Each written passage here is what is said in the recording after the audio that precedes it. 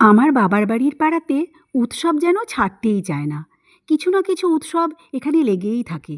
এখন যেমন চলছে চড়ক উৎসব। তো সন্ন্যাসীরা এতদিন যে উপবাস রেখেছিল, তাদের নিরামিষ খেতে হয়েছিল, হবিষ্য করতে হয়েছিল। তো সেটার জন্য আজকে হচ্ছে তাদের নিয়মভঙ্গ, মৎস্যমুখী। কালকে মেলা হয়েছে, সবাই কিছু কিছু ভক্ত বড়শিতে ঘুরেছে, যেটা হয় আর কি চড়কে উৎসব জানোই।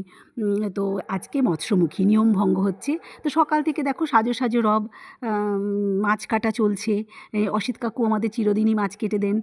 তো এই যে মাছ কাটা চলছে। তারপরে তো এই যে এখন আমি যাব হচ্ছে শীতলা মন্দির আমাদের।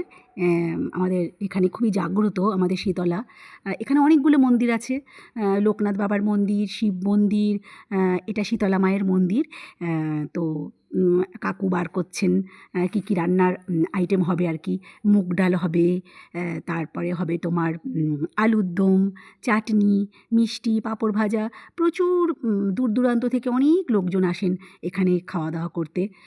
তো আমার ব্যাড লাক কী বলো তো, প্রত্যেক বছর আমি থাকার চেষ্টা করি, কিন্তু মেয়ের পড়ার জন্য এই 2 বছর ধরে না আমি খাওয়া দাওয়ার দিন থাকতেই পারছি না, এই নিয়মভঙ্গের দিন থাকতেই পারছি না। একটু যে ঠাকুরের প্রসাদ খাবো তার উপায় নেই, কারণ আমার মেয়ের পড়া।